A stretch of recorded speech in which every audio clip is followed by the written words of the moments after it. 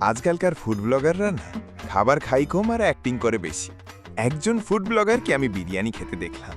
প্রথমে camera set, তারপর বিরিয়ানির দিকে তাকিয়ে বলল, ও মাই গড, গন্ধটাই আমাকে দম বন্ধ করে দিচ্ছে। আরে ভাই, গন্ধেই যদি দম বন্ধ হয়ে যায়, খেয়ে তো তোমার মৃত্যু সনত্রয়ই হবে। তারপর সে এক চামচ খেয়ে এমন মুখ করলো যেন বিরিয়ানির ভেতরে সানি লিওন লুকানো ছিল। আর বলল, this is the best biryani of my life. না বাড়া, তুই তো গতকালও 5টা রেস্টুরেন্টে গেছিলি, প্রতিটাতে গিয়েই বলেছিলি এটাই লাইফে চেঞ্জিং। তোর লাইফটা এতবার চেঞ্জ হলে এখনো ঠোকার ফুড ব্লগিং করতে হতো না। একজন ফুড ব্লগার ক্যামেরা অন করে বসে আছে, হাতে এটা ছোট্ট একটা মোমো, কিন্তু সে যেভাবে ধরে আছে মনে হচ্ছে ওটা মোমো না, দাদুর বিচি।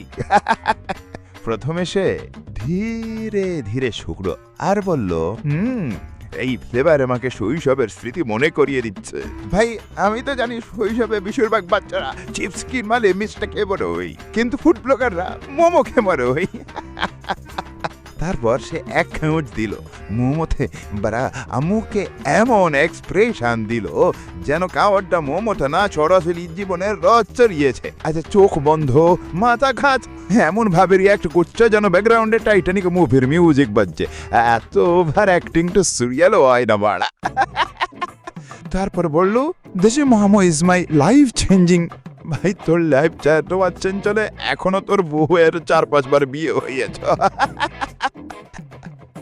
আরেকজন ফুড ব্লগার পিৎজা খেয়ে বলছে, ও মাই গড, এই চিজটা মেল্ট হয়ে আমার ছোলের সাথে মিশে যাচ্ছে। আরে ভাই, চিজটা তো আর ছোলে গেলে তো ডাক্তার সরাসরি কোলেস্টেরল রিপোর্ট পাঠাবে। হাফ থেকে বড় মজা হলো তারা এই খাবার খেয়ে 15 মিনিট ধরে রিভিউ দেয়। হিরম ভাবি চুলটে কিছুদিন পরে সিরিয়ালে হিরো হিয়ার ফুটবলার থেকে অ্যাক্টিং শিখতে আসবে। ভিডিও ভালো লাগলে সাবস্ক্রাইব করো আর কমেন্ট করে বলো পরিবার কি নিয়ে ভিডিও বানাবো।